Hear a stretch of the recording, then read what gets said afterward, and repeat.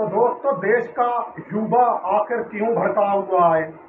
खाली chief justice Suryakant ने इतना ही तो कह दिया था कि देश के कुछ युवा जो हैं वो कॉकरेच जैसे हैं। जब इन्हें नौकरी नहीं मिलती है, रोजगार नहीं मिलता है, तो मीडिया और सोशल मीडिया एक्टिविस्ट बनने के बाद ये सबको अटैक करते हैं।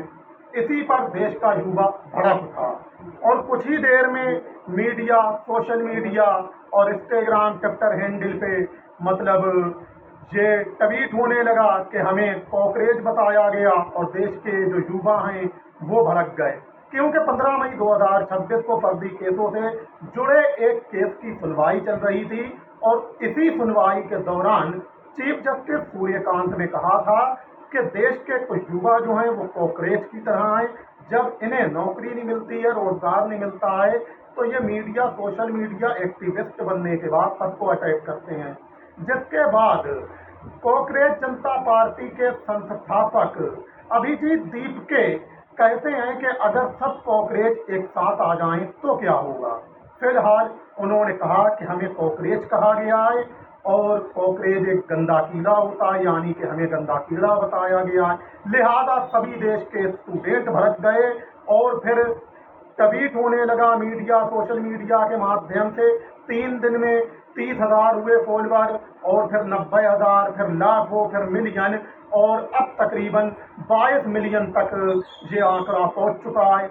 लिहाजा इतनी बात वैसे मैं ये नहीं कहूँगा कि एक चीफ जस्टिस को कहना चाहिए, क्योंकि अगर कोई अनपढ़ जाहिल होता और वो देश के भविष्य के बारे में अगर कॉकरेज शब्द का इस्तेमाल करता तो चलो कोई बात नहीं थी। लेकिन एक व्यक्ति इतने बड़े ओहदे पे कि बताइए, इतने बड़े मुल्क के सुप्रीम कोर्ट का चीफ जस्टिस, और वो ऐसी भाषा का इस्तेमाल करे तो उस पर यह भाषा शोभा नहीं देती है। फिलहाल चीफ जस्टिस सूर्यकांत को जो है कह देना चाहिए कि भाई सॉरी, हमसे गलती हो गई, लिहाजा आप जो हैं अब बात को खत्म करें। लेकिन सूर्यकांत चीफ जस्टिस जो हैं वो सॉरी भी नहीं बोल रहे हैं। फिलहाल अगर कोई अनपढ़ जाहिल होता और वो देश के भविष्य के बारे में ऐसी बात करता तो सोचा समझा जाता कि चलिए ये तो जाहिल है, ये जाने क्या, इसे मतलब ही नहीं पता था, इसीलिए ये गलती कर गया। और जाने अनजाने में हुई गलती की माफ़ी होती है, सामने ही वाला माफ कर देता है क्योंकि उससे जाने अनजाने में हुई है। लेकिन एक व्यक्ति इतना पढ़ा लिखा जो कि भारत जैसे इतने बड़े मुल्क के सुप्रीम कोर्ट का चीफ जस्टिस हो और वो ऐसी बात करे तो उस पर यह बात कतई शोभा नहीं देती है और उसे ये बात नहीं करना चाहिए थी, जिससे कि देश का युवा भड़के। हमारे देश के स्टूडेंट हैं, देश का भविष्य हैं और देश के भविष्य को इस तरीके से कॉकरेच कहना यह कतई ठीक नहीं है हमारी समझ से।